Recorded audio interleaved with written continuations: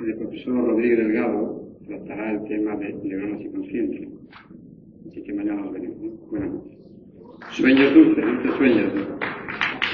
Este año todo aquí en Madrid. He estado interesado en investigar fundamentalmente la intimidad del cerebro, monos, chimpancés, seres humanos, y siempre ha habido un gran problema. Y es que poniendo electrodos dentro de estos cerebros, en algunos pacientes también, siempre hay algo que al neurofisiólogo se le escapa, que es precisamente la personalidad, la concepción de la vida. Yo estudio, pues en mis monos y en mis chimpancés, hemos estudiado neuronas, el sistema límbico, la corteza motora, qué sé yo. Hemos logrado ver los fundamentos neurobiológicos de la agresividad, del placer, del interés sexual, de las relaciones sociales y otro montón de cosas. Y en todos esos estudios, física, actividad eléctrica, neuroquímica, siempre hay algo que se escapa. Lo que se escapa es, ¿en qué estoy yo? ¿Qué es lo que estoy investigando? ¿El cerebro? Claro que sí, pero en el cerebro hay algo más. Quizá también en el cerebro de los animales. Y esto es precisamente por lo que hemos elegido el título de esta charla de hoy, Neuronas y Consciencia. ¿Qué relación puede haber entre las neuronas y la consciencia? Y esto creo que está muy dentro del título de esta conferencia de yoga, cerebro, mente y consciencia. Y para que nos entendamos, yo creo que lo primero que hay que hacer es definir, al menos provisionalmente, de lo que estamos hablando. Yoga, cerebro, mente y consciencia. ¿Qué es cada una de estas cosas? De yoga yo creo que vosotros sabéis mucho más que yo, y entonces lo voy a dejar para el último. Pero voy a intentar, porque es muy difícil, definir y diferenciar el cerebro, la mente, y iba a decir el alma, o por lo menos la consciencia. ¿Qué es el cerebro? Hombre, esto es fácil. El cerebro es una entidad física que está aquí dentro de la cabeza y que nosotros podemos tocar, oler, pesar, medir, estudiar, hacer cirugía, claro que sí. No hay problema con el cerebro. El cerebro es un ente físico que pesa y que podemos poner en formol durante años, muchísimo tiempo, que podemos cortar para ver histológicamente qué es lo que hay dentro del cerebro. El cerebro es una entidad física, anatómica, cuyas conexiones, neuronas, dendritas, etcétera, podemos investigar, podemos manipular, podemos ver con nuestros experimentos. Así es que el cerebro es una entidad física, es un elemento físico. ¿Y la mente? La mente ya es un poco más complicado quizá, porque la mente necesita forzosamente un cerebro vivo y palpitante para que la mente pueda existir. Y si no, pensar en cada uno de nosotros, si nos quitan el cerebro, ¿existe la mente? Esto lo vamos a dejar para luego. Pero la mente no puede funcionar. De manera que la mente es una entidad heterogénea. Ese es el problema. Es una cosa muy complicada, muy heterogénea, y que cada uno lo trata de una manera diferente y lo interpreta de una manera diferente. Por eso a mí en general no me gusta hablar de mente, sino de funciones mentales. ¿Cuáles son estas funciones mentales? Muchísimas. El amor, el odio, las emociones, el andar, el comer, todos son funciones mentales. Porque todo lo que ocurre, todo lo que crea la mente, puede ser considerado como una función mental. Y por eso, cuando yo intento con mis alumnos discutir estos temas, creo que después de esta charla hay una pequeña discusión, un pequeño diálogo con vosotros, espero que esto podamos dialogarlo, pues identifico al complejo sumamente heterogéneo de la mente, lo identifico por una o dos o tres de las funciones principales que podemos asignar a la mente. Por ejemplo, o bueno, más o menos más sencilla, pues el hablar. El conversar es una función mental y quizás sea conveniente identificar, restringirnos a hablar de la charla, del habla, del lenguaje, cuando hablamos de funciones mentales en general. Y luego vamos a ver si lo que decimos del lenguaje podemos extenderlo a otras funciones mentales. Así es que hay una clara diferenciación entre el cerebro, que es lo que tenemos todos nosotros, los animales también, las abejas, las moscas, los grillos, las ranas, y desde luego los gatos y los perros y los chimpancés, todos tienen cerebros, pero cerebros que han evolucionado a través de milenios y milenios de una manera diferente, y entonces, por esa complejidad diferente, sus funciones también van a ser diferentes. Y hay funciones que compartimos con los seres inferiores, pues, todo el metabolismo. Vosotros sabéis que en los estudios de los neurobiólogos, la mayor parte de los estudios se hacen con calamares y con langostas y con ranas y con animales de ese tipo, porque el funcionamiento de las neuronas, por ejemplo, del calamar, es muy parecido al funcionamiento de las neuronas de todos nosotros. Y sus fenómenos de polarización y depolarización, los canales de calcio y de sodio, el metabolismo es muy parecido en los animales inferiores o en el hombre. Y entonces podemos estudiar muchísimas funciones en estos animales y luego aplicarlas al hombre, porque funcionan de una manera muy parecida. Así es que todo esto es el material fundamental que constituye el cerebro. Y decimos que las funciones son muchas, las funciones mentales. ¿Recordáis, por ejemplo, la presión arterial? ¿Cómo vais a definir la presión arterial? ¿Podemos tomar la presión arterial y guardarla en alcohol o en formol? Pues no. Pues la mente tampoco, porque es algo parecido, es algo dinámico. Pero ¿puede existir la presión arterial sin corazón, sin sangre y sin arterias? Claro que no. ¿Puede existir la mente sin cerebro? Pues claro que no. Así es que la mente es investigable, con una enorme diversidad de manifestaciones, pero totalmente asociada a lo que nosotros hemos llamado el portador material, como luego veremos. La mente necesita un portador material imprescindiblemente, que es el cerebro. Vamos entonces a identificar la mente con el cerebro. No. ¿Cómo vamos a identificar el amor, el odio, las emociones con el cerebro? Identificarlo no. Pero ¿puede existir el amor, el odio o las emociones en el cerebro? Pues tampoco.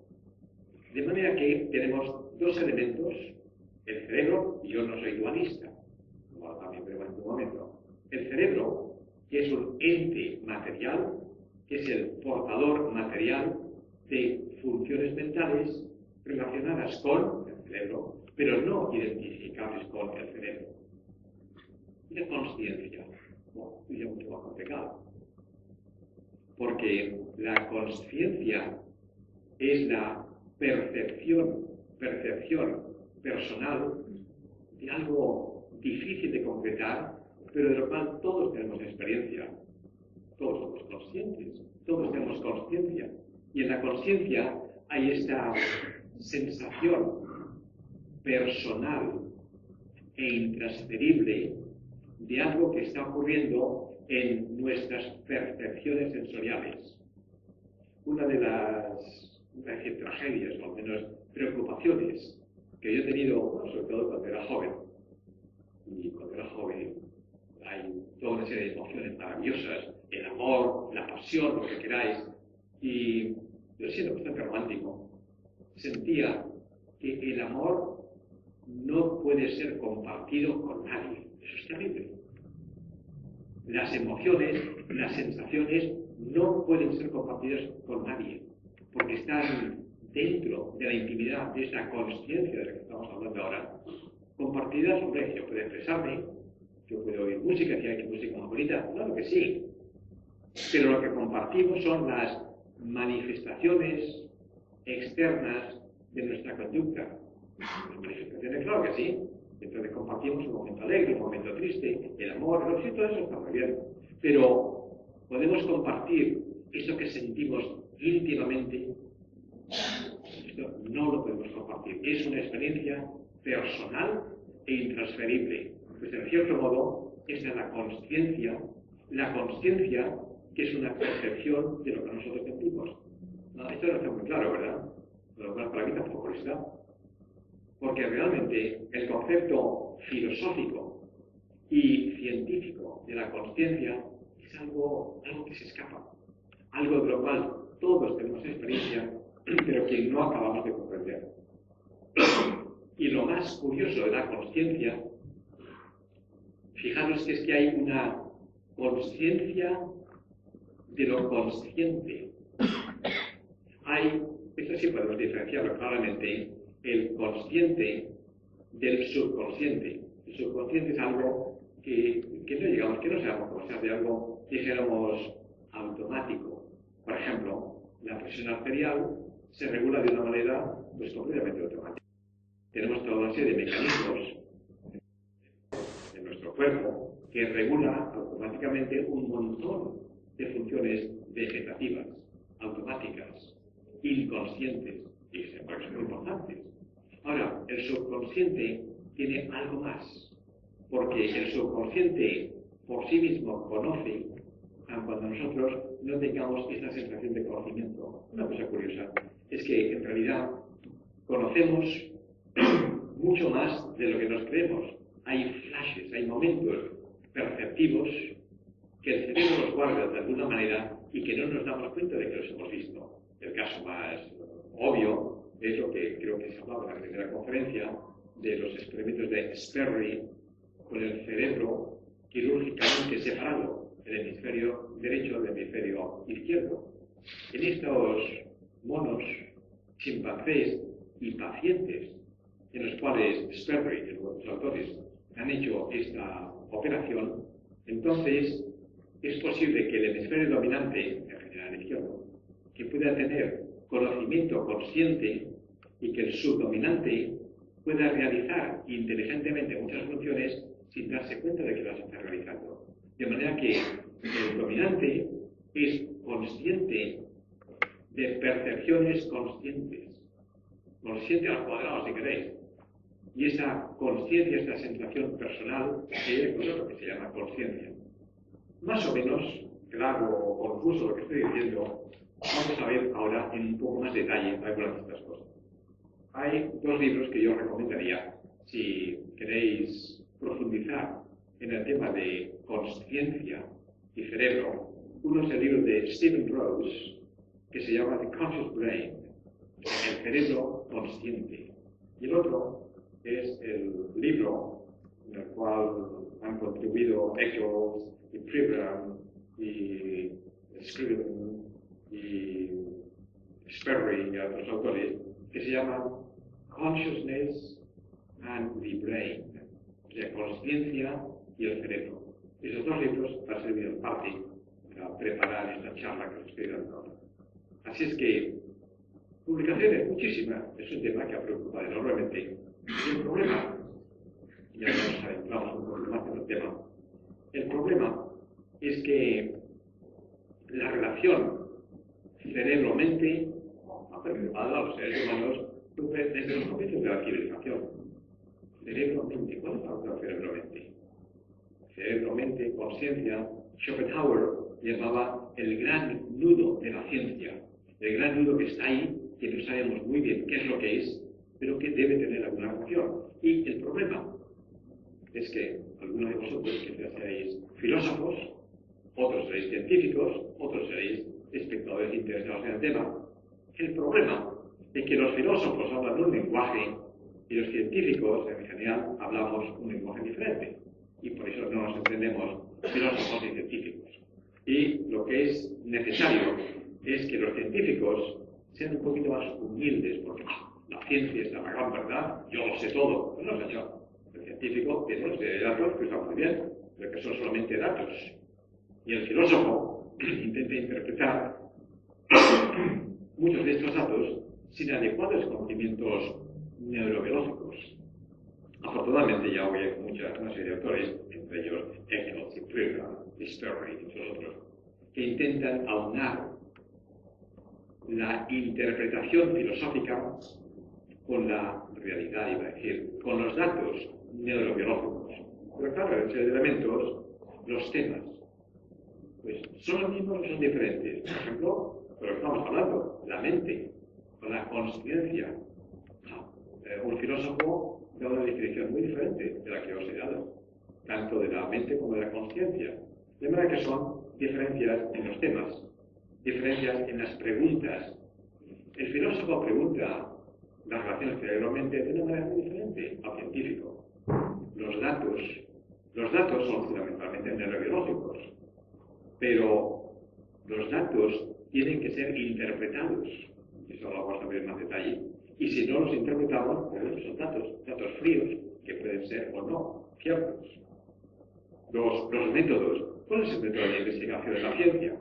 Bueno, yo el que he utilizado en mi laboratorio pues han sido electrodos, chemitrodos, los procedimientos de cirugía, experimentación, condicionamiento. Pero claro, son datos experimentales, son diferentes de los filósofos. Los filósofos habitualmente tienen únicamente su cerebro para pensar e interpretar los datos que da el neurobiólogo. Luego, los criterios, ¿es esto cierto o no? Los sistemas de evaluación, qué sé yo, es muy diferente. Un ejemplo concreto, para que veáis la realidad, los problemas, es la llamada tesis de identidad psiconeural. Identidad psiconeural. O sea, la tesis, que es fundamentalmente la tesis de Feiglin, bastante reciente, de hace unos 15 años, dice identidad psiconeural. O sea, que hay una identificación, que hay una identidad entre lo psíquico y lo neural. Y según Feiglin, todo fenómeno psíquico, todo, el conocimiento, la enseñanza, los datos, todo conocimiento psíquico tiene una correlación neural. ¿Qué parece esto? ¿Es aceptable o no? Pues algunos autores decían, ellos, Sellars y Friedman y algunos otros, correlación psiconeural. Todo lo psíquico tiene una correlación neural. Bueno, pues vamos a ver, por ejemplo, si aquí hay un trapo rojo, o ahí tenéis en la silla, que está rojo, pero ¿cómo veis esta cortina roja? Porque fijaros que en nuestra visión tenemos únicamente puntos. Los conos, los bastones, son unidades sensoras. Luego todo esto va a la corteza occipital, y en la corteza occipital está la representación columnar del nervio óptico, de las vías ópticas, etc. Y entonces hay una activación digital, neuronal, puntiforme. O sea que son puntos neuronales, puntos de descargas, fundamentalmente eléctricas, procesos químicos, pero son unos puntos. ¿Vosotros veis esta cortina como puntos o como un todo continuo? Como un todo continuo, ¿no? Imagínate que le dicen a Feiglin, dice, no, la teoría esa de la correlación psiconeural no cuela. Y no es aceptable, porque aquí tenemos el problema de que el funcionamiento neuronal es puntiforme, digital. Y es algo, una visión de una cortina o lo que sea, pues es algo continuo. No solamente continuo en la distancia, sino también en el tiempo. Porque nuestro recuerdo va a ser también una cosa continua. Así es que hay una serie de problemas que no están resueltos en esta correlación psiconeural. Pero este es el punto álgido del problema de si es una correlación cerebro-mente, o como se dice hoy día, por eso es parte el título de esta conferencia, es mente, funciones mentales, neuronas. Son las neuronas las responsables de todas nuestras manifestaciones mentales. Una posibilidad de resolver este dilema, que creo está claro. Es decir, bueno, es que las neuronas no funcionan como entes aislados. En parte nosotros hemos trabajado en este tema. No funcionan como entes aislados, sino como campos de acción electromagnética. Las neuronas no es aquí un puntito, aquí otro aquí, sino que están todas correlacionadas por sus conexiones sinápticas, sus elementos dendríticos, sus ramificaciones, sus trituejes, y no es una sola neurona, sino realmente un plexo neuronal en lo que casi todo está conectado con casi todo. Así es que no podemos hablar de neuronas aisladas. Claro que el cerebro está formado por neuronas, ¿no? ¿Y la piel? Pues la piel está formada por células, ¿no? Pero claro, hay un continuo, hay una capa epitelial en las que unas células se conectan con las otras, y la piel no funciona como célula epitelial aislada, sino como un conjunto que protege el dermis del exterior. Bueno, pues con el cerebro ocurriría una cosa parecida. Así es que es un plexo continuo, hay una unidad. Claro que podemos investigar una neurona aislada, y esto lo hemos hecho nosotros. Claro que quizás las neuronas tengan funciones específicas, pero en general el cerebro funciona como un continuo, como algo, como un plexo, y por lo tanto puede modificarse en conjunto y no en neuronas aisladas. Es que este es un hecho de realmente cómo funciona el cerebro. Pero luego hay otros aspectos. Claro, que algunos autores dicen, bueno, pues en este plexo, las conexiones de unas neuronas con otras y sus funciones interrelacionadas, esto puede ser la base de la consciencia. Quizá, pero esto no aplica mucho. Ahora, lo que es importante en todo esto es que hay una microestructura en esta densidad neuronal de correlaciones. Hay una microestructura, una estructura conjunta, y esta correlación que es tremendamente íntima. Esto, pues, bueno, puede ser en parte la base anatómico-funcional de la mente y de la consciencia. Todo esto es complicado, porque se reduce. Vamos a hablar después de estas cosas, vamos a intentar simplificarlo ahora, quizá excesivamente, pero vamos a hacerlo de manera muy simple. Las explicaciones fundamentales de las correlaciones cerebro-mente, o si queréis, neurona-mente, se reducían a dos: dualismo y monismo. En el dualismo, decían, bueno, por un lado está el cerebro y por otro lado está la mente. Esto es Eccles y muchos otros autores. Esto es fundamentalmente una concepción más bien teológica. Cerebro-mente, dualismo. Y entonces hay una correlación, pero son dos entidades que son diferentes. Dualismo. Y entonces podemos investigar el cerebro por un lado y la mente por otro, pero como entidades interrelacionadas, dependientes de una de la otra, o las dos la misma con una interrelación muy grande, es posible. Dualismo. La otra posición es el monismo.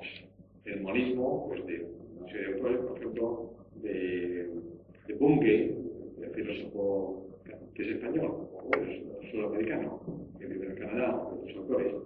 En el monismo dice, no, hay una unidad psicofísica, hay una unidad total, y solamente hay una cosa.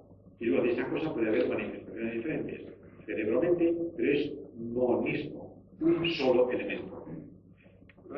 Esta es una discusión clásica de los tiempos aristotélicos, y quizás de una manera un poquito, no sé, aventurada, hace unos 5 o 6 años, yo propuse otra explicación, que es la que, honestamente, yo creo.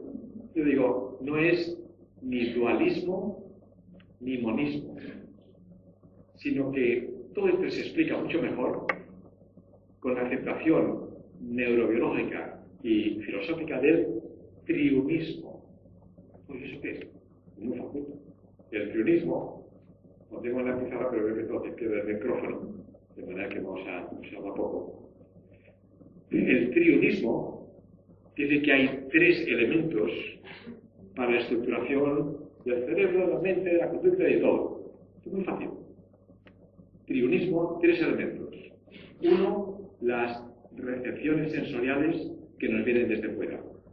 Dos, el cerebro, en el cual se van a barajar, a interpretar, a almacenar, etcétera, todas las cosas que nos vienen desde fuera.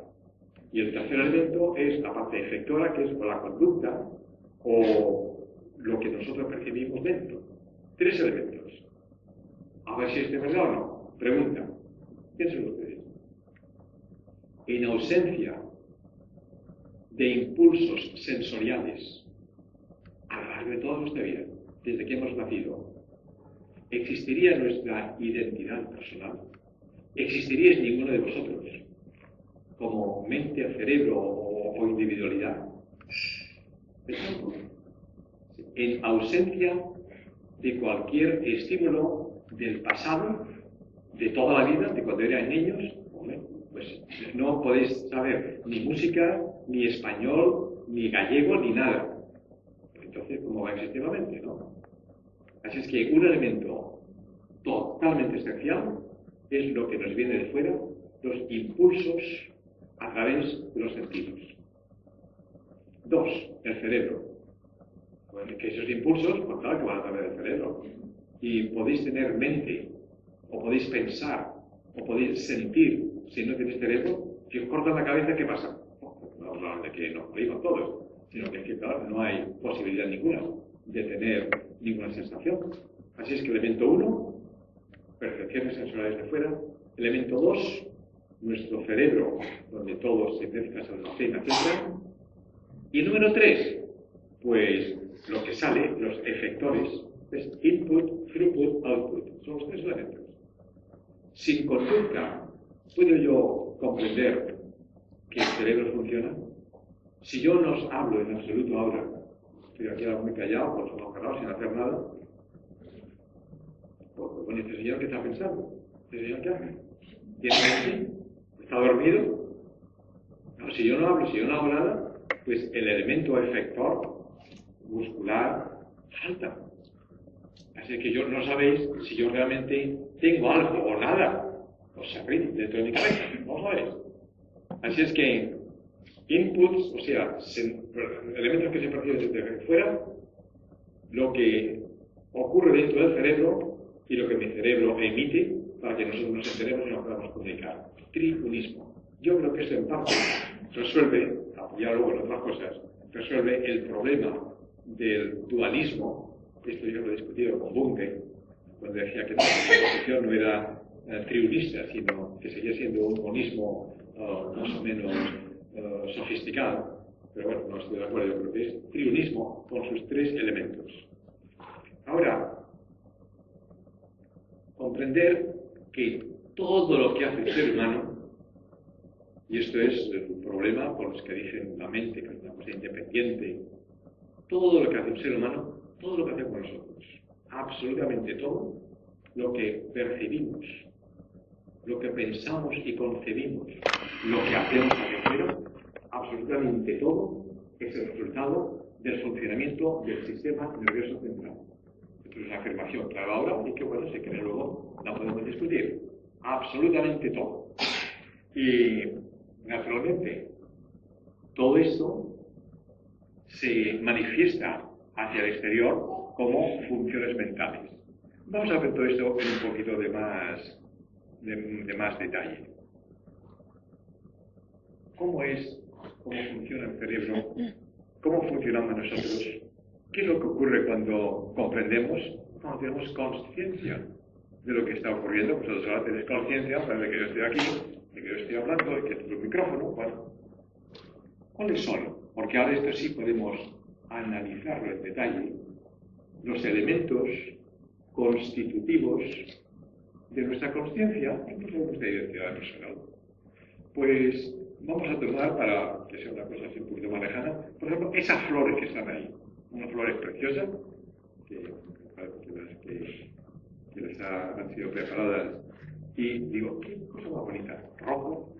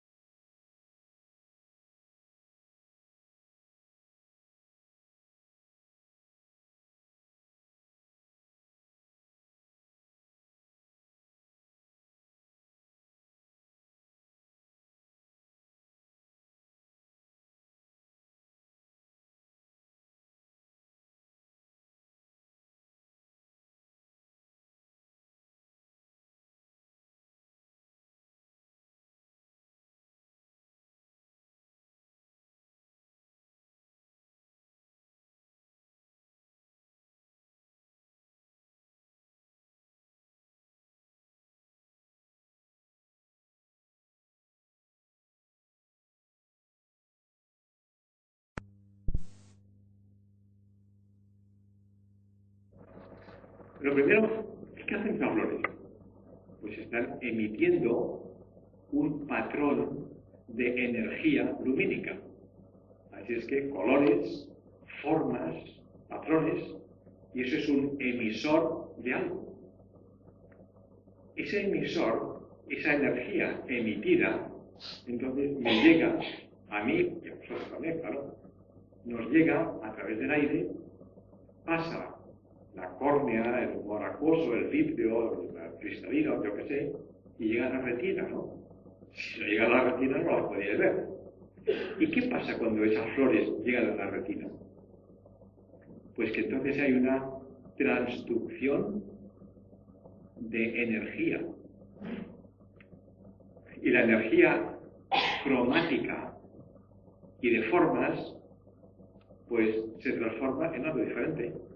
¿Se transforma en qué? Pues, no que me quiero meter en problemas bioquímicos retinianos, pero es la rodopsina, el retineno, la vitamina A, qué sé yo. Una cosa muy complicada de reacciones químicas, que porque esa energía me llega a la retina, se están produciendo cambios químicos en los conos y en los bastones de la retina. O sea, que un patrón lumínico y de formas se transforma en otro patrón de reacciones químicas que a su vez van a dar lugar a un patrón de reacciones eléctricas, porque los conos, los bastones, a través de las ganglionares sinápticas, de todas las 10 capas de retina, una cosa muy complicada, van a estimular y hay entonces corrientes de acción que se transmiten a lo largo del nervio óptico. Y luego esto va a llegar al quiasma, a las radiaciones ópticas, va a llegar al lóbulo occipital. Pero fijaros lo que está ocurriendo aquí, y es que un patrón de energía emitida se me codifica, un código. Aquí hay un código transmutado, porque eso es otro código de colores. Y ese código se me ha transformado en un código eléctrico que está atravesando mis vías ópticas. Pero no es más que un código. Y ese código llega al lóbulo occipital, con su representación columnar, y ahí entonces va a excitar una serie de neuronas, y ese código probablemente se va a transformar en un subcódigo. ¿Esto qué será? En un subcódigo que es el que llega a mi consciencia, y entonces me da la sensación, ¡ay, qué flores más bonitas! Y eso es una interpretación que yo hago, lo cual requiere, ¿os dais cuenta de lo que requiere? Una decodificación del patrón eléctrico que se me ha transmitido por los nervios, por el nervio óptico. Y eso es la realidad de cómo funciona el cerebro.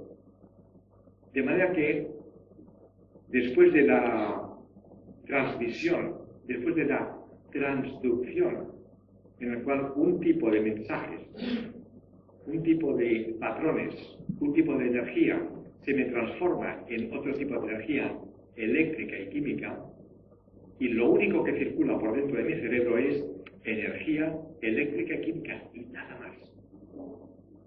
Esa es otra afirmación que también espero que luego quizá podamos discutir. Así es que dentro de mi cerebro no hay flores. Y esto, bueno, lo siento mucho, que no es una cosa muy romántica, pero es como la realidad. Dentro de mi cerebro únicamente fenómenos eléctricos y químicos, y nada más. Es como cuando nos comemos una manzana maravillosa. Bueno, la manzana la mordemos, la tragamos, y aquella manzana tan bonita, perfumada, con sus colores, con su textura, pues queda convertida en una papilla asquerosa, que es la que tragamos y la que llega a nuestro estómago. Y nada más. La biología no acepta estas maravillas poéticas de la manzana, de las flores. Pues eso es otro lenguaje, pero esto es una realidad. Así es que las flores se me han transformado en una actividad eléctrica y química que es la única que circula dentro de mi cerebro. Esas flores no pueden circular por mis neuronas, ¿verdad que no? Y claro, entonces, porque lo que ha entrado en mi cabeza es una representación simbólica de lo que son esas flores, y nada más. Yo soy un neurofisiólogo, supongamos que soy un neurofisiólogo genial, maravilloso, estupendo, que pongo electrodos ahí dentro de la cabeza de un mono o de un ser humano, que registro su actividad neuronal. ¿Y qué es lo que estoy registrando? Pues una actividad eléctrica, bum, bum, bum, bum, bum, bum, y nada más. ¿Y dónde están las flores en esto que yo registro? Pero estos son mis datos neurobiológicos. Y yo registro mis datos y mis datos son bum, bum, bum, bum, nada más. Este es el problema de los científicos, que como lo registran, dicen, la verdad, esta es la verdad. Y la verdad es que dentro del cerebro solamente hay patrones eléctricos. No solo que tiene razón. Pero yo me he preguntado a mí mismo, y ese ha sido un gran problema a lo largo de toda mi carrera, ¿dónde están las flores? ¿Dónde está el significado? Significado. Esta es la palabra clave en todo lo que estamos diciendo. Esto es, en parte, lo que estamos hablando hoy cuando hablamos de consciencia. ¿Cómo soy yo consciente del significado de las flores, del lenguaje, de la belleza, de las emociones, de lo que sea? ¿Dónde está el significado? ¿Podéis pensar un momento? ¿Qué os parece a vosotros? ¿Dónde puede estar el significado en estos patrones químicos y eléctricos, materialistas? Bueno, pues el significado está en la interpretación que yo le doy al mensaje recibido a través de mis sentidos. Y yo puedo decir, uy, qué flores más maravillosas, o qué virgen de flores. No, eso será una cuestión de interpretación, ¿no? Las flores están ahí. Yo le voy a dar un significado de acuerdo con qué. Yo le puedo dar incluso un significado erróneo. Ahí se mueve esa cortina, digo, ahí va, qué miedo, ahí hay un fantasma, o ahí hay un toro que me va a atacar, cosa que me pasó. De manera que, bueno, pues eso es una interpretación errónea. Así es que, ¿está la equivocación ahí en la cortina que se ha movido? ¿O está simplemente... Bueno, es una equivocación, tampoco es una equivocación, es simplemente una interpretación. Esto es lo que es clave para que nosotros comprendamos el cerebro y la mente y la conciencia y nuestros valores y nosotros mismos y nuestros hijos y la política y todo. Que fundamentalmente es una cuestión de interpretación personal de los datos objetivos, no sé, de los datos que nos llegan del medio exterior. Bueno, pero vamos a ver, interpretación personal.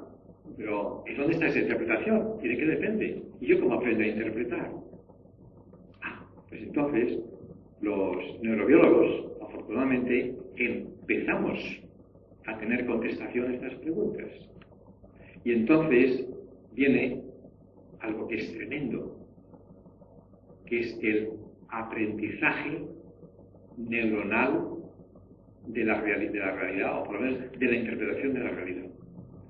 Aprendizaje neuronal.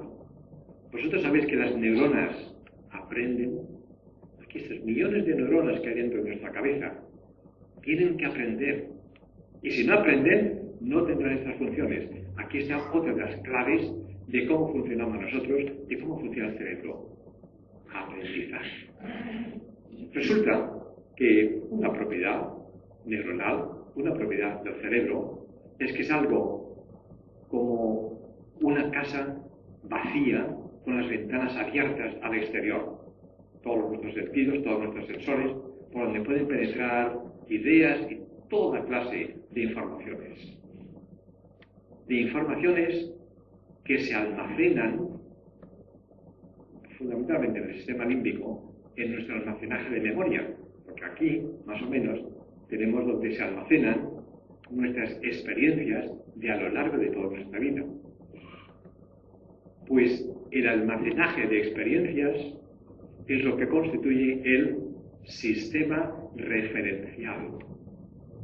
Y el sistema referencial es nuestra llave maestra para decodificar los impulsos sensoriales que nos vienen del exterior. Por ejemplo, vosotros tenéis ahora la llave maestra decodificadora del lenguaje, y por eso comprendéis el lenguaje español o gallego o inglés, si lo habéis aprendido, el que sea. ¿Y por qué lo comprendéis? ¿Por qué lo podemos comunicar? Pues porque tenéis el almacenaje del significado de las palabras en español, en este caso. Pero es que no solamente eso, es que en vuestro almacenaje de memoria, en vuestra experiencia personal, tenéis la llave maestra de vuestras emociones, de la interpretación de la realidad, de las cosas buenas y de las cosas malas. Si aceptamos a Freud, bueno, pues entonces las experiencias sexuales del niño, cuando tenía 1 mes y 1 año y 5 años, pues son los que van a determinar no solamente su conducta sexual del futuro, sino también sus relaciones sociales con otras personas. Y yo no estoy de acuerdo con muchas de estas cosas, que claro, si te peleas con tu mujer, es porque tu mujer representa a tu madre y es una faena que te hizo cuando eras niño, pues no sé. Pero el caso es que son interpretaciones, no falta eso, ¿verdad? Pero lo que estoy diciendo, lo que es fundamental es que la experiencia pasada es lo que determina el sistema referencial presente, y esto es lo que nos permite comprender la realidad que nos rodea. Entonces, ¿quién tiene razón? Pues nadie. Pero es que esto es así. Y el significado no está, esto es importante, el significado no está en la realidad física, sino, es una cosa que yo he tomado de mi libro, sino en la asociación histórica de previos encuentros, en la asociación histórica de previos encuentros. Así que, ¿son eso unas flores? ¿O son reales? ¿O son de papel? ¿O es un dibujo simplemente que no es nada? La interpretación no está en la realidad, está en lo que vosotros interpretáis. Y esto es tremendamente importante porque si está en nosotros mismos la interpretación, si el significado no está en la realidad, sino en nosotros, en lo que interpretemos, entonces está aquí, en el cerebro. O sea, en el sistema referencial que nos han dado pues, a lo largo de toda nuestra vida, en todo nuestro aprendizaje. Y como decía hace un momento, tenemos que enseñarlo todo. Y el cerebro vacío está abierto para enterarse de todo, para ser entrenado a todo. Y esto no es una imagen poética, esto es una realidad biológica. Y, a mi juicio, el dilema aristotélico de Santo Tomás y del dualismo, el de Eccles y el de muchos otros autores, se resuelve al comprender que la realidad física informativa moldea las neuronas de una manera decisiva y final. Así es que el lenguaje español que uso en este caso está aquí, en algún sitio. Está en cómo se me han moldeado estas neuronas que han aprendido, las neuronas han aprendido. Cuando yo era niñito, por esa inculcación sensorial que me enseñaron pues, a hablar español. Y lo que es tremendamente importante para vosotros, si tenéis niños, si sois educadores, o si sois simplemente estáis educados o mal educados, es que lo de fuera se mete dentro moldeando físicamente las neuronas. Que la información es material o es no material. No, la información no tiene cualidades materiales. Ni pesa, ni se puede destruir de gran energía. No, la información es un arreglo diferente de los patrones materiales del portador material. Pues bien, esa información moldea, imprime su carácter, su sello en las neuronas. Y la información, un ente no material, se materializa en la carne neuronal, transformando las conexiones sinápticas, las expansiones dendríticas, las espinas, toda la estructura de la neurona. Esto es un hecho biológico. La información se mete para moldear anatómicamente, histológicamente, la neurona desde un punto de vista material. Y entonces la información se materializa dentro del cerebro. Forma nuestro sistema referencial, que es lo que nos permite comprender, decodificar las informaciones que vamos recibiendo posteriormente. Pues esto es una afirmación gratuita. No. Es una información muy seria. Os voy a dar un ejemplo. Primero voy a decir otra cosa. Decimos que el cerebro tiene que aprenderlo todo. Esto es importantísimo. Porque entonces, claro que hay un determinismo genético. Y por el determinismo genético tenemos un cerebro. Y los niños, pues cuando nacen, pues claro que tienen un cerebro. Pero fijaros que cuando nace un niño, tiene una serie de sistemas dispuestos a funcionar en el momento de nacer. Cuando el niño nace, el riñón empieza a segregar orina, la respiración se mantiene, la termorregulación se mantiene, el corazón empieza a funcionar, ya está funcionando antes de nacer, la presión arterial se regula, etc. O sea que hay toda una serie de mecanismos que están por condicionamiento genético dispuestos a funcionar en cuanto el niño nace. ¿Ocurre lo mismo con el cerebro? Pues no, señor. No. El cerebro es un órgano, es un ente que está abierto al aprendizaje. Pero, ¿hablan los niños cuando nacen? Claro que no. ¿Y andan? ¿Un niño de 3 días se pone ahí a andar, a subirse a... Claro que no. ¿Puede un niño de un mes manejar un ordenador? Claro que no. ¿Y por qué no? Pues porque el cerebro no está suficientemente maduro, no está suficientemente desarrollado. Y es precisamente la información que le llega desde fuera lo que determina la evolución del cerebro y entonces su actividad funcional. Así es que el cerebro puede aprender todo, puede aprender una enorme cantidad de cosas. El chino, el español, el alemán, lo que sea, puede aprender a ser pianista o violinista. Hombre, claro que hay un determinismo genético que favorece el aprendizaje y que hace que existan genios que, por ejemplo, a los 5 años pueden tocar el piano o dirigir una orquesta. Claro que sí, porque tienen una enorme facilidad de adquirir desde fuera algo que para nosotros es muy complicado, muy difícil. La matemática, la música, suelen ir juntas. Y esto sí, por determinado genético, pero sin un piano, pues claro que el niño no puede aprender a tocar el piano. Así es que tiene que ser algo que viene de fuera.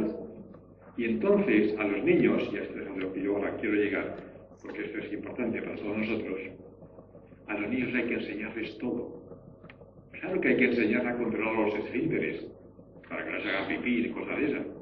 Claro que hay que enseñarles a hablar, hay que enseñarles a andar, a comer y recordarlo. Hay que enseñarles a querer. El amor no es algo que viene así por casualidad. A los niños hay que enseñarles a querer. Y si no les enseñan, los niños tendrán una actitud más bien fría, distante y no sabrán amar. Esto, los experimentos de Harlow con los monos, en los cuales, si no les enseñaban a estos monitos a tener una relación social íntima y agradable y con sus mamás, los monos tenían trastornos de conducta, alimenticios, somáticos, sexuales, de todo tipo. Estos monitos eran una birria, eran neuróticos. Así que a los niños ocurre lo mismo. Hay que enseñarles a querer, recordar esto que es tremendamente importante. Y puede haber, lo que ha habido ahora en parte en Norteamérica, una reacción frente a todo esto y decir, bueno, mira, no, yo no quiero imponer mi voluntad en el niño. Yo voy a respetar la personalidad de mi niño y entonces yo no le voy a enseñar nada. Pues bueno, lo habéis hecho. Porque si no le enseñáis nada, entonces, por pobreza sensorial, su cerebro se desarrolla pobremente, sus neuronas no se van a desarrollar, y entonces este niño tendrá una insuficiencia mental, una insuficiencia cerebral. Así es que no hay elección biológica. O le enseñáis una serie de cosas, y es vuestra responsabilidad, o no le enseñáis nada, y es mucho peor, porque entonces el niño tendrá un cerebro subdesarrollado. Así es que esto tiene que venir desde fuera. Y lo que os iba a decir antes, para demostrar la realidad de todo esto, es que se ha entrenado a algunos animales para que sus neuronas aprendan señales determinadas. Por ejemplo, el experimento clásico y célebre es los gatitos, al nacer, un grupo puestos en un ambiente con barras negras y amarillas horizontales, y el otro grupo puesto en un ambiente con rayas amarillas y negras verticales. Al cabo de 5 o 6 meses se hizo el estudio de la actividad unitaria, o sea, de cada neurona en estos dos grupos, y este grupo, el 90% de sus neuronas de la corteza occipital, la corteza visual, el 90% respondían muy bien, maravillosamente bien, al estímulo de rayas horizontales y muy mal al estímulo de rayas verticales. Luego, lo que ocurría con el otro grupo, muy bien, respondían a las rayas verticales y mal a las horizontales. ¿Qué demuestra esto? Que las neuronas aprenden a lo que se llama las neuronas extractoras de información, a extraer del ambiente lo que a ellas más les interesa o les estimula. Así es que, con esto ya concluimos esta parte. Hay que enseñar al cerebro, hay que enseñar a las neuronas, hay que enseñar al niño a todo, a querer, a andar. Bueno, pues esto es lo que puede ser en parte lo que se ha llamado la psicología del conocimiento. Psicología del conocimiento, que es la inculcación del conocimiento. Y esa es la pregunta, repito lo que decía antes, ¿dónde está el significado? en el universo físico, o como en la paradoja de Kepler dice, el significado está en todos los sitios y en ninguna parte. ¿Qué lío es esto? Pero es la realidad. El significado está en todos los sitios y en ninguna parte, porque claro, no depende del objeto determinado, sino depende de la interpretación nuestra que hagamos del objeto. Entonces, y aquí ya, con esto ya estoy acabando, para luego espero entrar en diálogo. Aquí es donde está la parte del programa este de yoga, cerebro, mente y consciencia. A través de lo que os he dicho, espero que tengamos una idea un poquín clara de estos elementos estructurales del cerebro, del sistema referencial, que es nuestra interpretación de la realidad, de la mente, de la consciencia, que en la consciencia, repito, es como una doble consciencia. Hay que ser consciente de que uno es consciente. Porque se pueden hacer muchas cosas de una manera inconsciente, pero inteligente. Porque quizá haya, hablando ahora de los dos cerebros, del derecho y del izquierdo, quizá haya un cerebro que es consciente de que el otro está realizando funciones inteligentes aun cuando no llegue a la consciencia. La consciencia es una cosa complicada, pero si todo se enseña, el cerebro tiene enormes posibilidades neurobiológicas de aprendizaje. Hay también muchas limitaciones, pero entre esas enormes posibilidades hay algo que nosotros realmente casi no estamos explotando, que son las enormes posibilidades del cerebro humano. Fijaros, por ejemplo, nuestros conocimientos ahora del espacio exterior, de cómo manejar un ordenador. Podríamos hace 100 años manejar un ordenador, pues si no tenemos ni idea. Y además el problema de que ahora los niños pequeños, a los 10 años, no sé la experiencia vuestra, muchos niños de 10 años manejan el ordenador bastante bien. Y algunos de nosotros, a los 50 o 60 o 70 o más años, pues sí, pues lo manejamos muy mal. Porque ya nos cuesta mucho trabajo aprender. Es más fácil aprender cuando el cerebro está todavía inmaduro. Y en este aprendizaje total, entonces nosotros tenemos la posibilidad de llegar a una consciencia y a lo que se ha llamado superconsciencia. ¿Y eso qué es? Esto también espero que en la charla lo podamos aclarar un poquito más. Pero esto es una posibilidad de un reforzamiento, de una potenciación de funciones psicológicas y mentales que la mayor parte de la gente pues no las tenemos. ¿Y por qué podemos nosotros aprender el aprendizaje de la música? ¿Sabéis los cursos que hay de apreciación al sentido musical? Podemos aprender no solamente música, podemos aprender medicina o arquitectura, podemos aprender muchas cosas. Pues bien, ¿qué es el aprendizaje? ¿Qué es la enseñanza? Pues es la potenciación de una calidad, de una habilidad especial que el cerebro tiene. Pero claro, nosotros no podemos potenciar todo. No podemos aprender los 200 o 300, yo que sé cuántos lenguajes que existen en el mundo. Podemos aprender por 3 o 4. Esta es nuestra elección. Y esto, un consejo muy firme que yo también os doy ahora, es pensar en que vosotros podéis aprender muchísimas cosas. ¿Y qué es lo que queréis aprender? ¿Estáis contentos con vuestra vida tal como es ahora? ¿O queréis cambiar, queréis modificar vuestras vidas? Para que podéis aprender algo nuevo. Podéis aprender, ¿sabéis hablar, yo qué sé, checoslovaco? Probablemente no, ¿no? ¿Pero lo podéis aprender? Pues claro que sí. Pues esa es vuestra decisión. ¿Yo aprendo o no aprendo? Pues, en cierto modo, esta potenciación de cualidades psíquicas es algo que podemos aprender o a través de la ciencia o a través de prácticas de otro tipo, y esto es, a mi juicio, mi interpretación personal, no sé si es verdad o no, de la función que puede tener una tecnología del yoga dentro de la vida de cada uno de nosotros. Podemos potenciar de una manera enorme no solamente las partes, dijéramos, tecnológicas, de posturas, de respiración y de otra serie de cosas, sino que podemos también potenciar nuestras cualidades psíquicas para tener entonces un sentido, que charlábamos hace un rato, del super yo o del refuerzo del yo, y esto es perfectamente posible. Pero fijaros que se puede hacer con una tecnología, pero también se puede hacer con un propósito.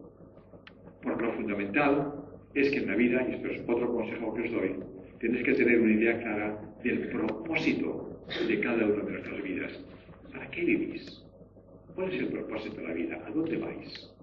Y claro que hay tecnologías, estamos hablando del yoga, que pueden ser enormemente útiles para enseñaros a qué. Pues a respirar, a meditar, a pensar, a relajaros, a muchas cosas que pueden ser enormemente útiles. Pero con sus limitaciones. Así es que pensar, ¿eso es lo que queréis o no? ¿Cuáles son las posibilidades? ¿Cuáles son las limitaciones? Y para terminar esta charla, quiero comentaros lo que decía yo, que he pensado, que en ese propósito de vida de lo que estamos hablando, propósito de vida, hay lo que yo he considerado el posible triple destino. El triple destino de cada uno de nosotros es 1, personal, 2, social, 3, trascendente cósmico. Y esto sois vosotros los que lo tenéis que pensar. Y dentro de estos 3 destinos, tenemos que una de las cosas más importantes es intentar lograr esta paz. La paz interior, en esto el yoga también puede ayudar, la paz interior, y yo creo que hay fundamentalmente 2 tipos de paz. Una es lo que yo he llamado la paz política. La paz política es el control minoritario del poder. Un control que se extiende en general a cuerpos y mentes. Porque el control es, por ejemplo, un sistema educativo. El control es, por ejemplo, el control de los medios de comunicación, de la prensa, de la radio. ¿Hacéis cuenta que con esto hay un control minoritario, o al menos gubernamental, del poder, porque es el asalto sensorial de las ideas y de todo lo que se nos ofrece, y es lo que va moldeando nuestras propias neuronas? Y eso es lo que ocurre en general.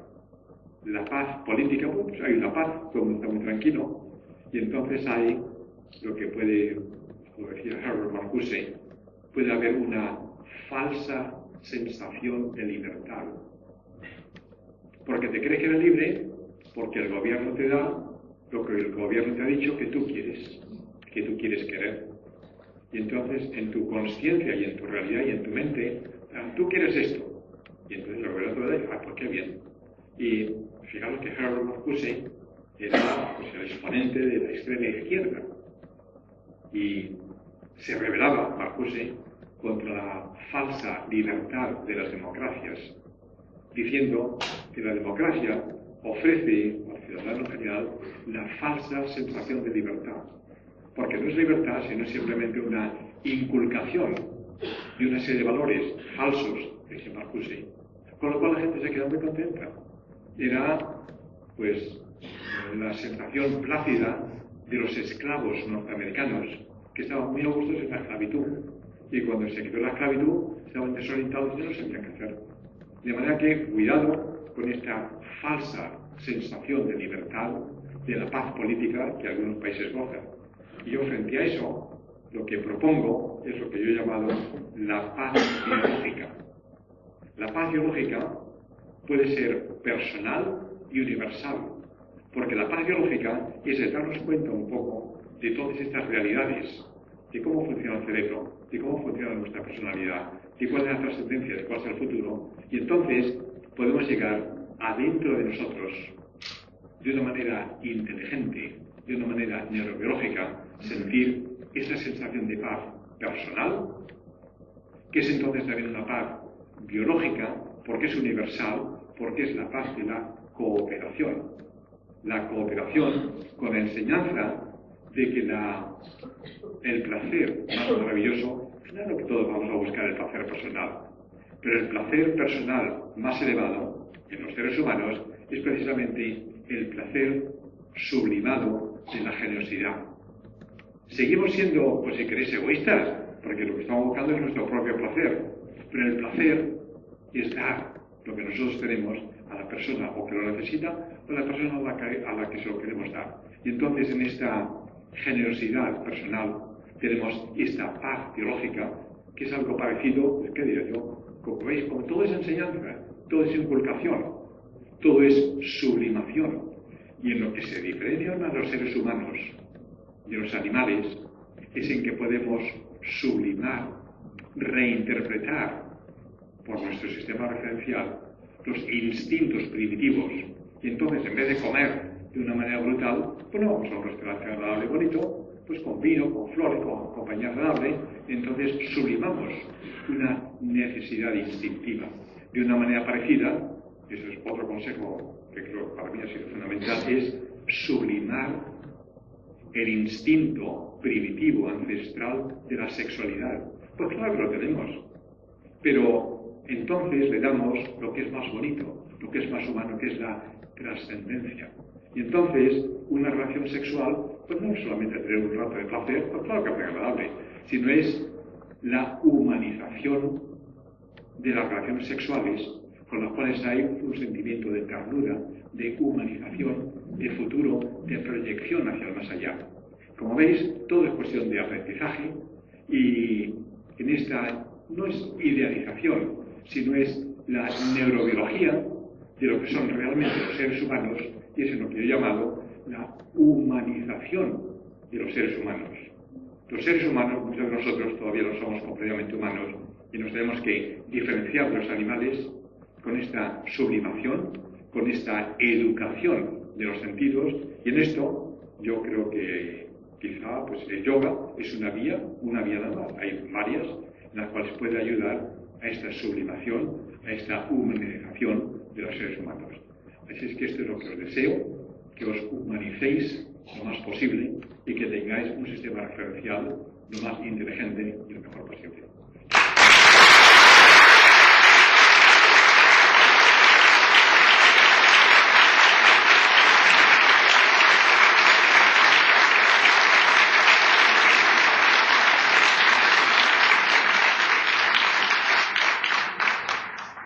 Si hay algo de diálogo, estaré encantado de intentar contestar a vuestra pregunta o comentario. Quería hacer una pregunta. Hay un...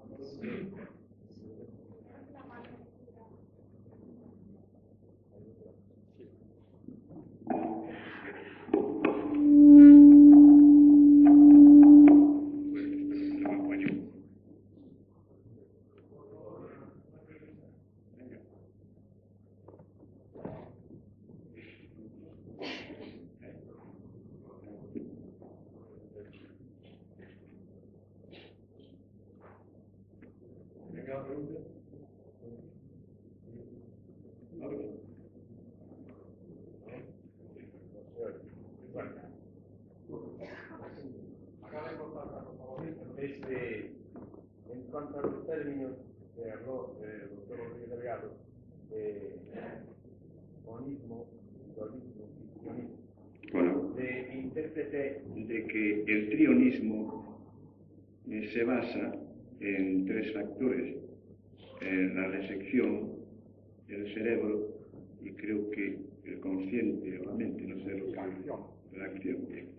Entonces, no tiene valor el que un niño que no tiene receptores, que no le enseñan cómo dice papá y mamá, un ejemplo.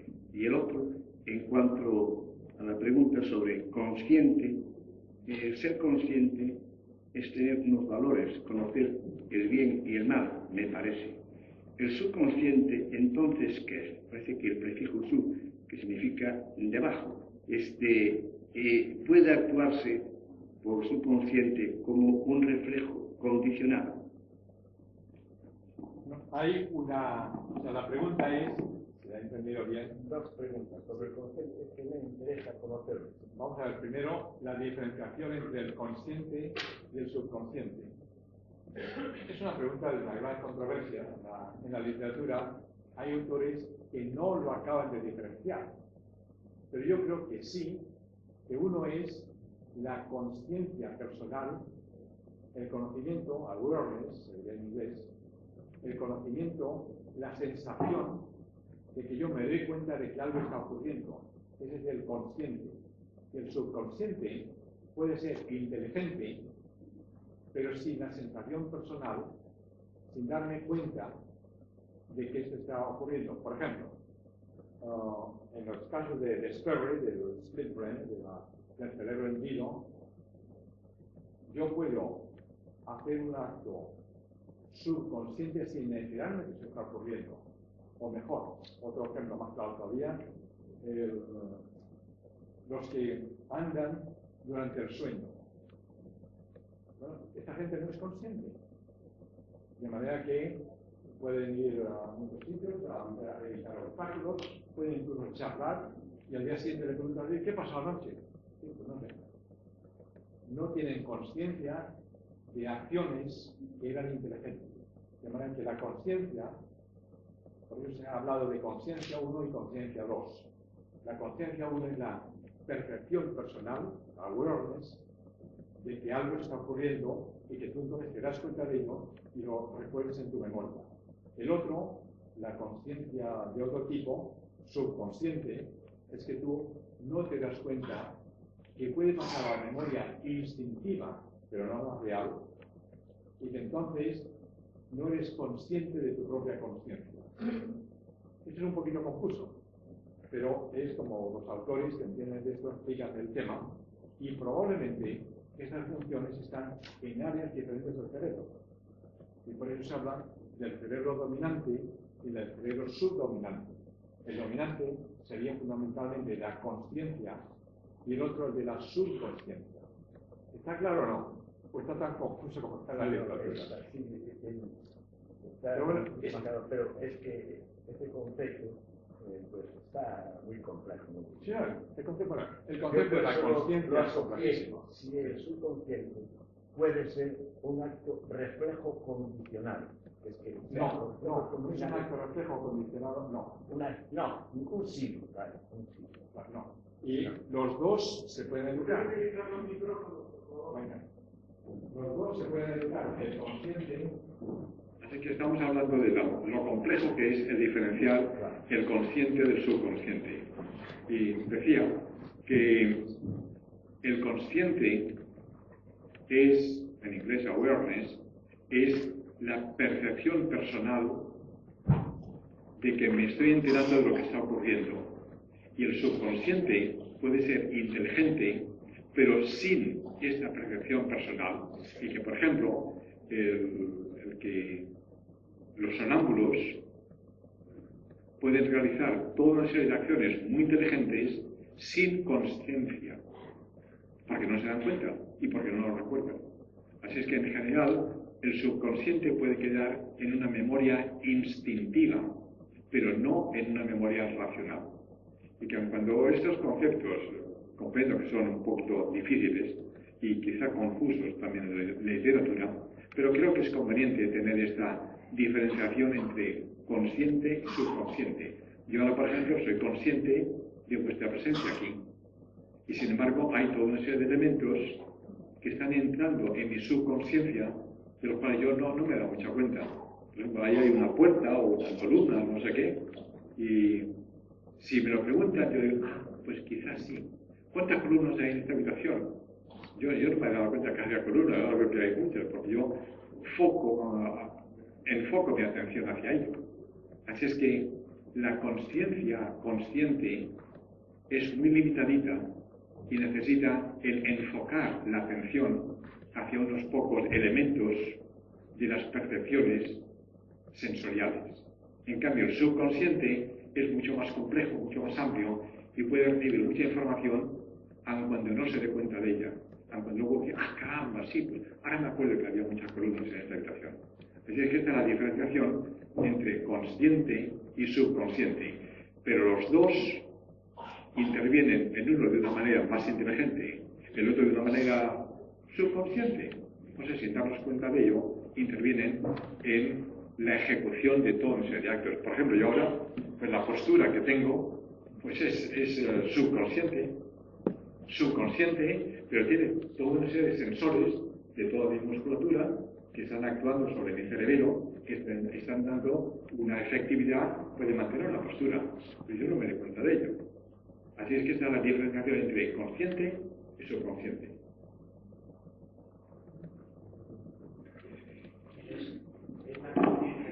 Buenas noches. Antes que todo, gracias por la conferencia. Ha dicho cosas muy, muy interesantes que abren un campo de investigación y de práctica en el laboratorio que es uno mismo. Una pregunta que es importante porque casi mediatiza los actos de los humanos es el miedo. Ustedes han investigado sobre este fenómeno, casi es cotidiano. Y otra pregunta es que usted ha hablado de una transmutación, que esa transmutación se verifica desde las flores hasta la conciencia. Entonces, el yo que se siente ser y dice, bueno, yo soy y por lo tanto soy, un día moriré, pero eso no puede ser. ¿Existe, o cómo se llama, o cómo se podría investigar, etcétera, etcétera, esa posibilidad de transmutación de este yo en un plano terrenal a un yo, que es lo que nos hablan las religiones, sin duda, y todas esas técnicas, a un yo, pues, supradimensional, o llamémoslo como sea? Dos preguntas muy buenas. En primer lugar, el miedo, pues el miedo es una emoción. Se ha dicho que el miedo estaba determinado por nuestro sentido de la muerte. Yo creo que eso no es completamente correcto. El miedo tiene determinantes neurobiológicos que se pueden y que han sido investigados. Por ejemplo, yo he inducido el miedo por el estímulo eléctrico de la sustancia gris central del cerebro. O sea, hay zonas determinadas que yo creo que pueden desencadenar reacciones de miedo. Había un autor que hablaba de la escotofobina, que es una hormona del miedo. Esto no ha acabado de aceptarse. Pero el miedo tiene determinantes biológicos, informáticos, que hay que conocer. La segunda pregunta es todavía mucho más importante, o sea, que es la trascendencia del yo. La trascendencia podemos concebirla de dos maneras, teológica o biológica. En la trascendencia teológica, por inculcación fundamentalmente infantil, hay la creencia en el más allá, en el alma, en la resurrección de los muertos, etc. Y entonces hay la esperanza en los que viven de que cuando mueran, esto no es el fin de la vida, sino que todo va a continuar más allá, en el cielo, en el infierno, donde sea. Trascender, o sea, la resurrección de la carne, trascendencia teológica. Otra posibilidad, yo estoy más de acuerdo con ella, es lo que llama la trascendencia biológica. Y es que nosotros no acabamos completamente cuando nos morimos, ni mucho menos. En primer lugar, la muerte es un acto muy lento, no tan rápido como la gente se cree. Se muere primero el cerebro, después el corazón, después las células, después los sistemas bioquímicos. Es un proceso mucho más lento que la gente se cree.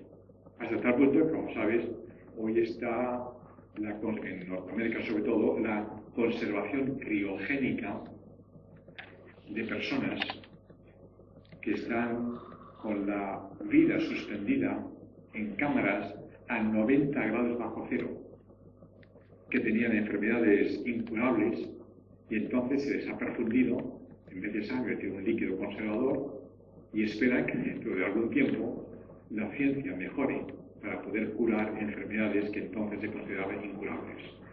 Todavía no ha habido ningún ser humano que haya sido reanimado, traído a la vida, pero sí, esto se ha hecho en animales, en mamíferos, que han sido traídos a la vida después de meses de estado de vida suspendida por congelación. Luego hay otra trascendencia biológica, que es pues todas nuestras ideas, todas nuestras creaciones, los libros, los hijos, los árboles que plantamos. Yo siento ahora mismo la trascendencia pues de don Santiago Ramón y Cajal, que no es del que estoy hablando del otro día, sino del abuelo, del Cajal del premio Nobel. Bueno, muchas de mis ideas actuales en mi cerebro han germinado y yo siento aquel hombre que ya ha desaparecido, que está todavía vivo dentro de mí. ¿Pero qué es el lenguaje? Pues todos nosotros estamos utilizando las palabras, la gramática inventada por hombres que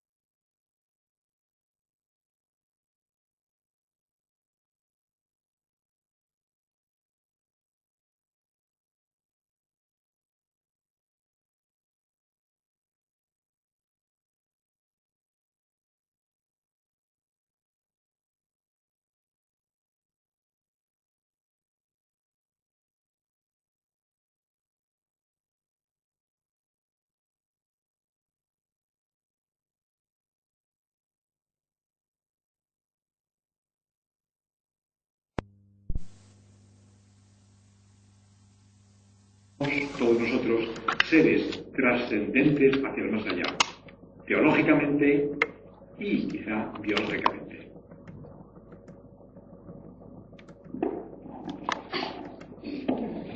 Bueno, es la consciencia como autoconsciencia la función principal que caracteriza al ser humano, por un lado, y si algún día se puede simular la conciencia, ¿será realmente una consciencia? ¿O será como un ser humano? Bueno, estamos hablando de conciencia y de consciencia como elementos diferentes, ¿no? No, consciencia como autoconsciencia, como darse cuenta de sí mismo. Yo creo que son unas funciones muy importantes, pero no la más importante. O sea, que un ser, por ejemplo, que no sea consciente, puede ser un ser humano, en ese sentido. Bueno, esto está la definición. ¿Cómo definimos un ser humano? Y no es cierto que algunos niños no sean inconscientes, que hacen una barbaridad, pero sigue siendo un ser humano. Así que yo creo que no, que se puede ser, bueno, inconsciente, poco consciente, o sea, poco inteligente y darse poco cuenta de lo que uno hace. ¿Son los niños seres humanos? Pues claro que sí. ¿Son conscientes los niños de un mes? Hombre, de un mes no. ¿Y de un año? Oh, pues no lo sé, pero me parece que tampoco. De manera que la conciencia es algo que se va adquiriendo lentamente, fundamentalmente por aprendizaje. Y yo creo que no es la única, sino es una de las muchas cualidades que diferencian a los seres humanos de los animales. Las moscas no son conscientes, los seres humanos sí. ¿Respondes a la pregunta? No, pero era con respecto a si algún día se puede simular la consciencia, si se puede considerar... En el ordenador no. No, crear la conciencia... Sistemas más complejos como ordenador. En un ser humano yo creo que se puede enseñar, pero no simular. Vale, gracias.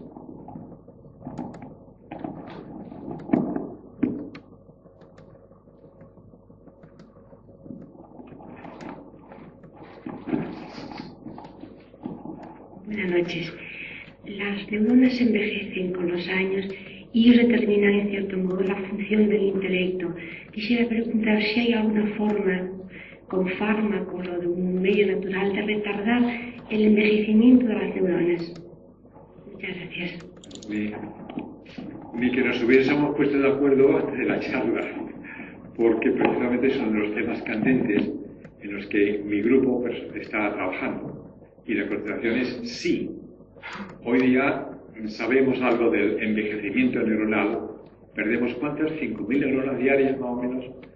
Pero el problema de la senilidad es en parte los oxidantes, sustancias oxidantes que hacen que las neuronas degeneren, y en parte esta degeneración neuronal que quizá pueda lentificarse o evitarse con algunos de los fármacos que nosotros estamos ensayando, por ejemplo, con la colección de aminoácidos, glicina, alanina, serina y algunos otros, que esto actualmente hay que inyectarlo, pero que quizá pueda tomarse por vía oral.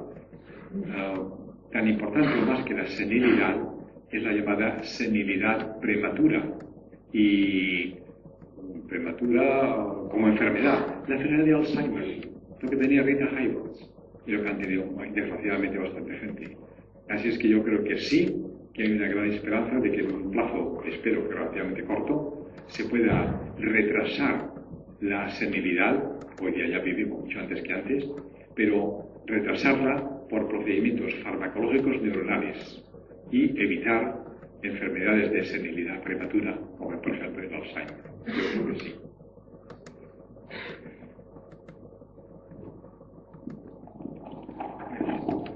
Buenas noches. Mire, yo quería preguntarle si nos podía dar una explicación sucinta y su opinión acerca de una teoría que al parecer es revolucionaria, por lo menos hasta donde yo tengo entendido, que es la teoría de los campos morfogenéticos de Adrian Sheldrake.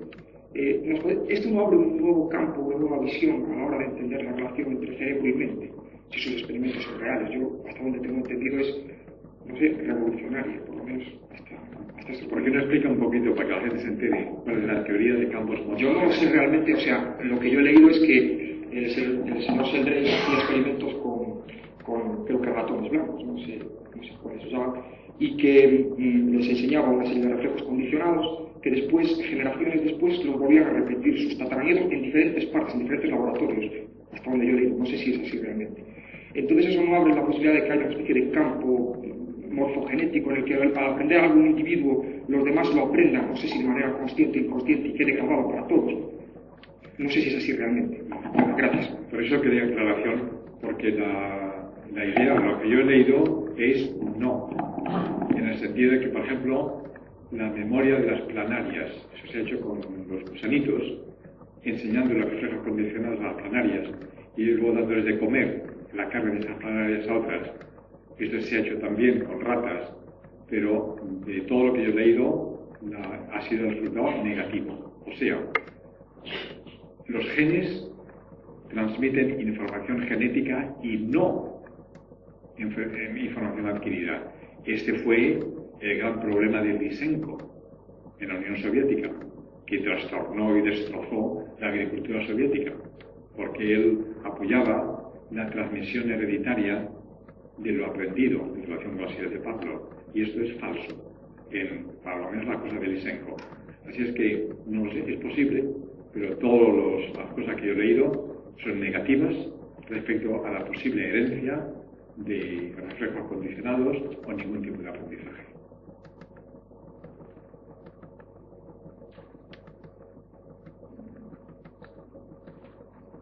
¿Alguna otra pregunta o comentario? Si no, creo que Magana tiene la palabra. ¿Dónde está? Quería saber su opinión acerca de la idea esta que muchas personas aquí está si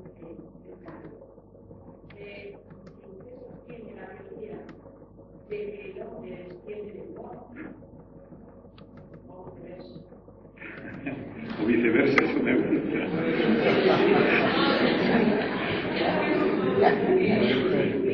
No, pero esto no es una teoría, esto es la cosa de Darwin, en lo cual hay la controversia de los creacionistas modernos, pero todo lo que yo he leído, no es mi campo directo, pero todo lo que yo he leído es que no es que el hombre descienda del mono, es que hay un proceso evolutivo. ¿De cuánto tiempo? 3 millones, 5 millones de años, en los cuales los homínidos lentamente han ido evolucionando. Lo que es importante en relación con esa pregunta es que la evolución no ha parado, la evolución continúa, y que entonces, hacia el futuro, a mí me preocupa más que el año 2000, me preocupa el año 10.000, porque creo que esta evolución continúa hacia el futuro, y la pregunta es, ¿cómo serán los seres del futuro? Fíjate si hemos evolucionado en los últimos 20 o 30 años, tecnológicamente, y lo que es más grave, en nuestros sistemas ideológicos y en nuestros sistemas de valores. Los valores valores hoy día son diferentes.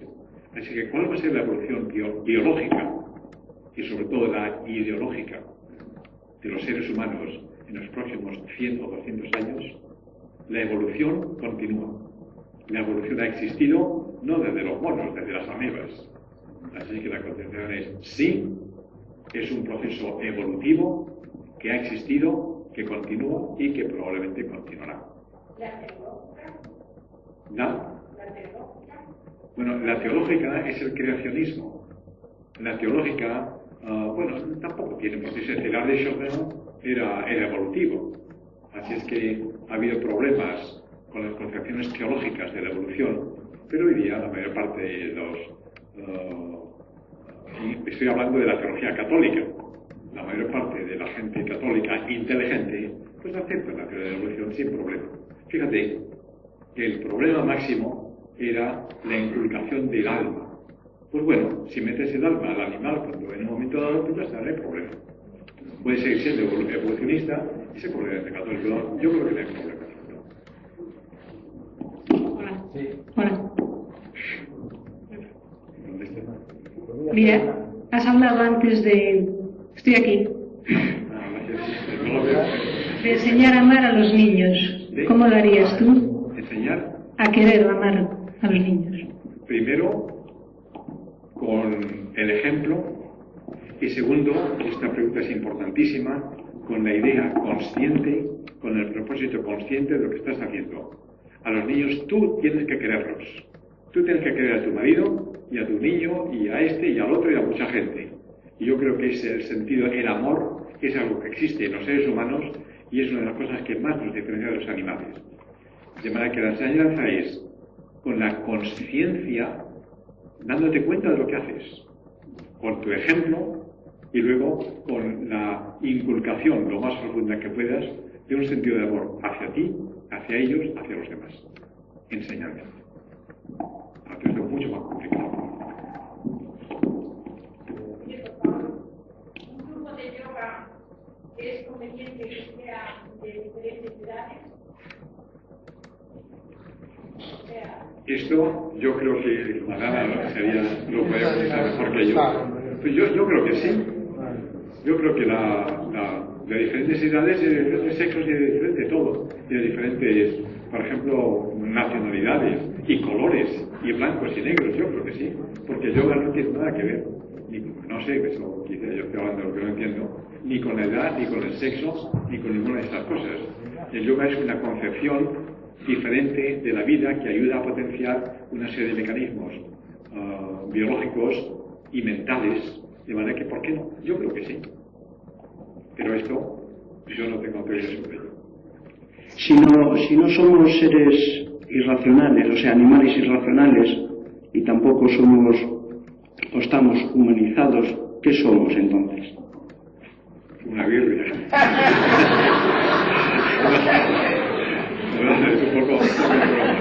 No. Somos unos seres en proceso evolutivo. Fíjate la cantidad de conflictos y problemas innecesarios que tenemos hoy día. Y entonces lo que yo creo, y esto es otro consejo muy práctico, lo que yo creo que tenemos que hacer es escaparnos personalmente de los problemas existentes en el medio ambiente. ¿Escaparnos cómo? De la mejor manera que podamos, físicamente y sobre todo mentalmente. O sea, la interpretación feliz y optimista de la vida. Con eso en parte pues escapamos dándonos cuenta de nuestras limitaciones y de nuestros problemas. Pero bien, ¿a dónde vamos? ¿A dónde queremos ir? Yo creo que con esta interpretación positiva podríamos tener una vida personalmente mucho mejor y socialmente mucho más saludable. Así que sí, es posible. Por favor, respecto a lo que se dijo del subconsciente y de la memoria, ¿cómo se entiende entonces lo de la memoria colectiva de los pueblos? Bueno, la teoría de la memoria colectiva, las ideas de Jung y de otros, de Charles mismo, la memoria, hay dos cosas. Una es la memoria real, que existe en libros, en la cultura, en experiencias. Ahora, esa memoria colectiva es una cosa tangible o lo que estamos hablando ahora es de la otra memoria colectiva del universo. No lo sé, la memoria cósmica. Yo la memoria cósmica, la verdad, no acabo de comprenderla ni de aceptarla. En cambio, la memoria racial y cultural, claro que existe. Antes la memoria era fundamentalmente cultural. Hoy día la memoria es fundamentalmente informática. ¿Es la memoria informática la memoria del medio ambiente? Bueno, es la memoria transmitida. Así es que yo creo que ahora estamos en un proceso evolutivo, una vez más, de creación de una nueva memoria universal, de una nueva memoria de valores que es trascendente hacia el futuro. Así es que esa es la realidad evolutiva de la memoria universal. Yo quería aquí plasmar un ejemplo real sobre el inconsciente, del cual yo no fui consciente.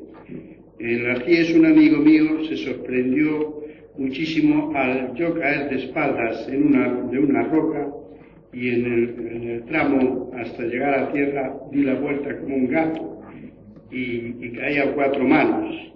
O sea que fue un acto inconsciente, ¿no? Del cual yo no me dio tiempo ni a pensar.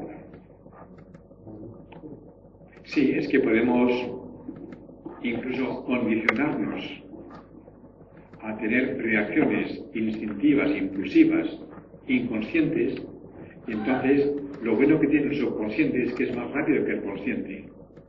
Yo tengo alguna experiencia parecida. Me acuerdo cuando yo vivía en Valencia hace mucho tiempo, y yo, no sé por qué, pues estaba un poco preocupado de que a lo mejor un día un coche me iba a atropellar. Y dije, bueno, si alguna vez eso pasa, entonces lo que voy a hacer es pegar un salto. En vez de quedarme así acuciado, como se queda la gente, entonces te atropella y te pasa por encima. Si algo pasa, yo pego un salto. Por eso es, no sé, pero había pensado, había jugado con eso muchas veces. Y un día, pues en un coche, y por poco me atropella, y ante la sorpresa mía, que era del conductor, yo quedé encima del capó del coche, porque había pegado un salto. Completamente inconsciente, pero inconsciente aprendido. Así es que el inconsciente puede aprender, y eso de pegar una vuelta como el gato y caer a 4 patas, yo creo que eso es maravilloso. Eso es una reacción defensiva instintiva. El subconsciente es en gran parte instintivo y no racional. Por eso algunas veces puede equivocarse. Así es que aprendamos a ser más gatos y a pegar más vueltas cuando estemos en peligro. Bueno. En cuanto existen actualmente, por lo menos han llegado a mi conocimiento, que hay opiniones contradictorias ahora en cuanto a los caracteres transmitidos, que nada más que se decía al principio que eran los genéticos.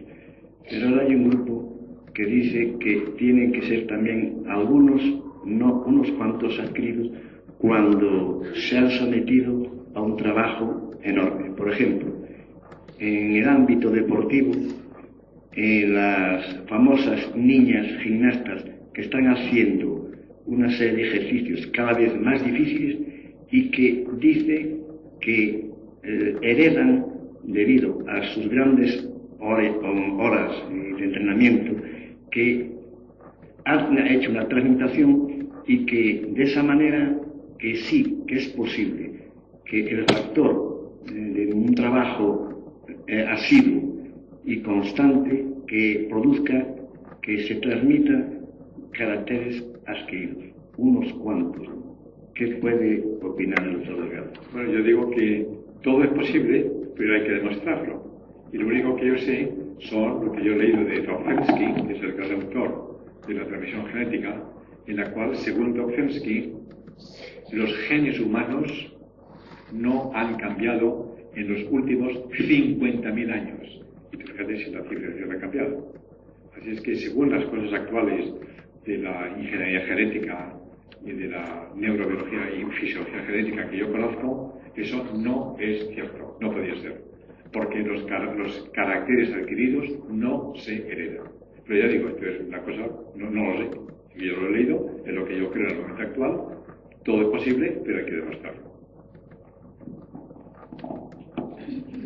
A mí me gustaría preguntar, de cara consciente al inconsciente, lo siguiente, y es si se ha hecho alguna investigación sobre esto. Opino que la mayoría de las cosas que hacemos los humanos a diario las hacemos de forma inconsciente y que somos bastante poco conscientes de la mayoría de nuestros actos. Un tema que a mí me preocupa bastante es el tema de la educación. Educamos a nuestros hijos bastante inconscientemente, aplicando técnicas que los americanos utilizan de forma consciente para conseguir objetivos muy claros. Por ejemplo, se utiliza muchísimo de forma inconsciente en el sistema educativo, tanto los padres como los profesores, el principio de Peter y el principio de Pygmalion. El principio de Peter, lo que acá me imagino que todo el mundo lo conoce, es educar pensando que todo el mundo alcanzamos el grado máximo de incompetencia. Es el típico sistema educativo de los padres o educadores que le estamos diciendo al niño todo el día que es tonto, que no puede aprender, mira a tu hermano que es más listo que tú, etc. El sistema Pygmalion, el principio Pygmalion, o llamémoslo como queramos, es aquel sistema que normalmente empleamos de forma inconsciente para la educación de nuestros hijos, en el cual todo lo contrario, le decimos a nuestros hijos que es el mejor, que puede conseguir lo que quiera, etcétera, etcétera. Esto lo utilizan los americanos, por supuesto, sobre todo en la gestión de empresa, ¿no? En estas charlas que hoy se pagan muy bien, para conseguir que, bueno, pues los ejecutivos consigan todos los objetivos que quiera la empresa. Mi pregunta es la siguiente. ¿Realmente es cierto que este tipo educativo, que lo practicamos de forma inconsciente, repito, influye realmente en la persona y estas personas que han sido educadas por el principio terminan siendo tontas? Vamos, no tontas en el sentido, sino que realmente son fracasados, gente que normalmente no está a gusto, no es feliz, etc. Sin embargo, la otra persona tiene más posibilidades de realizarse como persona y por tanto ser mucho más feliz, que ese es el concepto de la libertad, que una persona es libre cuando realmente se siente ella feliz, ¿no? Por sí misma, no por lo demás. No es mi especialidad ni tengo gran autoridad para contestar esas preguntas, pero mi opinión es que sí, que la educación tiene una influencia decisiva en la reacción emocional y psicológica, en la estructuración del individuo. Ahora, hay muchas excepciones, de manera que por muy Peter o muy Pygmalion que nosotros eduquemos a nuestros niños o a nuestros amigos, muchos de ellos se escapan. Pero en general, yo creo que sí, que tienes razón, de que dependiendo del sistema educativo, será las consecuencias de cómo los niños se forman y se educan. Recordando también que en la educación americana, si has hablado de ella, es en general permisiva, y al ser permisiva, lo es porque intenta respetar la personalidad del niño. Respetar la personalidad del niño. Y esto es un error. Porque lo que hacemos cuando educamos, bueno o malo, Peter o Pygmalion, lo que hacemos es reforzar lo que ya existe en el niño y premiar sus respuestas, buenas o malas. De manera que la influencia muy grande. Y somos, las personas mayores, en parte los responsables, además de los elementos genéticos y ambientales, en parte responsables de cómo los niños van a resultar. Así que yo, en principio, sí aceptaría que tiene una gran influencia el si educas a tus niños con castigo o con alabanzas y si los educas de una manera o de otra. Sí, la influencia es muy grande. Sí, por favor, una pregunta más. ¿No cree usted que con el transcurso de los años una investigación dirigida sobre su modelo de triunismo, basado en el concepto de input, output y una unidad central que procesa toda esta información, nos podría llevar a la emulación de todos los procesos cerebrales, mentales, incluso psíquicos, en una máquina, en un computador, por ejemplo? Porque según su modelo, esto es bastante parecido al principio al funcionamiento de un computador. Existe un input, una unidad central que procesa toda esta información y unos resultados en ese output. ¿Cree usted que podría entonces ese hipotético sistema llegar a ser consciente? Y si no lo cree, ¿por qué no? La comparación es únicamente superficial. Hay una total diferencia entre un ordenador y un cerebro.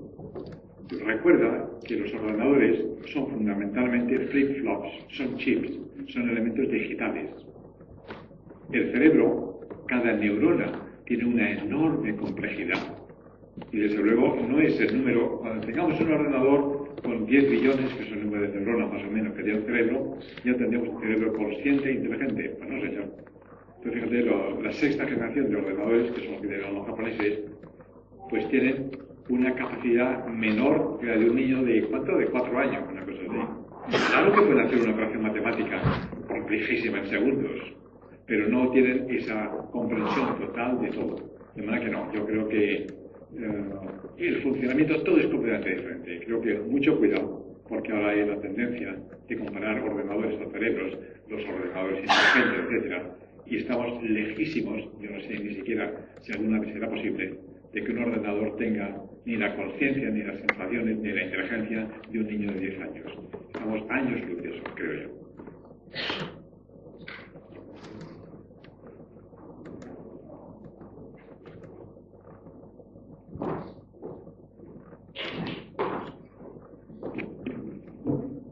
Muchas gracias, profesor, por esta lección realmente magistral, amplísima en todos sus aspectos, en cuanto a neurociencia, biología, psicología. Y pienso